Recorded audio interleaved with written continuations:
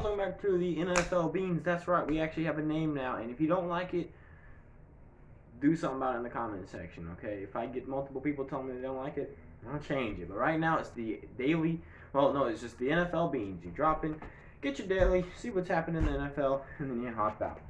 We've got, I don't know if you can see that, lots and lots of stuff to talk about, and I've got pages of it. So, yeah, let's get into it.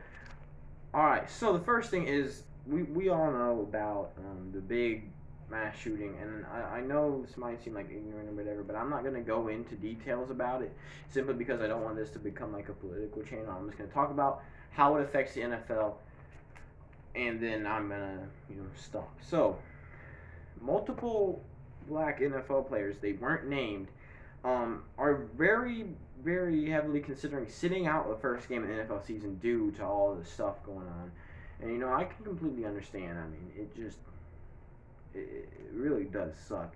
Again, they haven't said names or anything that I saw, but right now they are highly considering sitting out. So this could lead to something like what the NBA saw. We could see a huge player strike, and I mean, depending on how you see that, that could be a good or bad thing. I personally think that it could be a pretty good thing. I mean, obviously there does need to be change happening, and maybe this could be something to ignite that change. But again, right now it's just a few African American players who are asking for it. And another thing, this kind of has something to do with it.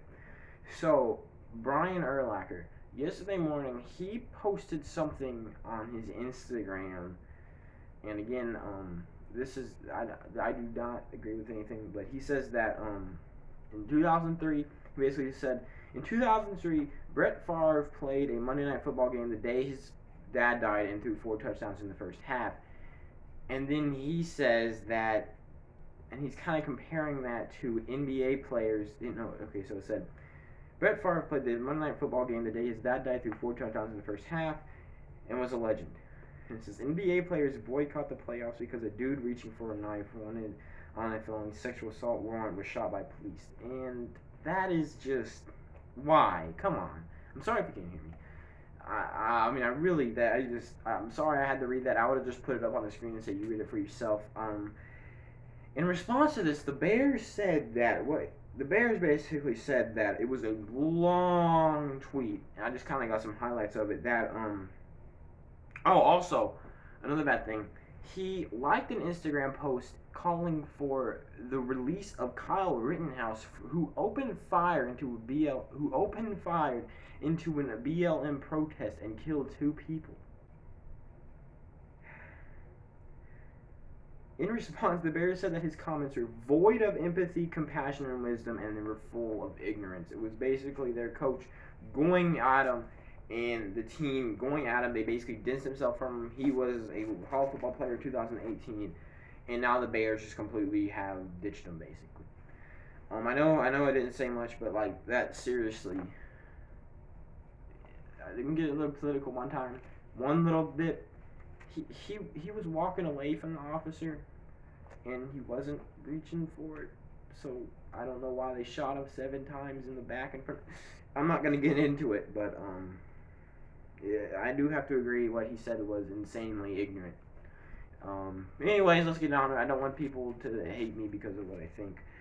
And the last thing I have to talk about is also something pretty bad. Well, it's not pretty bad. It's actually pretty happy. So, you've probably seen a lot of stuff about this, but you haven't really seen any of the details. One of the best Bengals cornerbacks, what is it?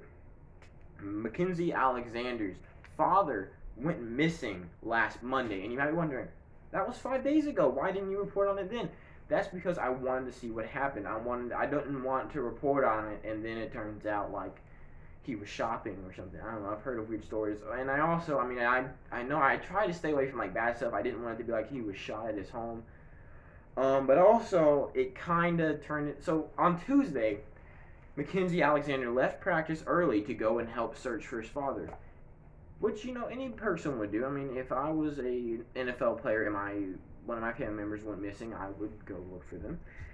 But then later that day, he was arrested with one of his friends Evans Clement for a misdemeanor battery charge, and he is said to he's about to plead not guilty to those charges. So we'll see what happens.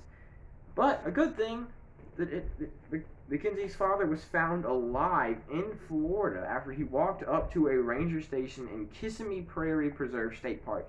That sentence I just read you is exactly copied from one of the articles I just read. That is all the information they give. He walked up to a ranger station and they found him yesterday.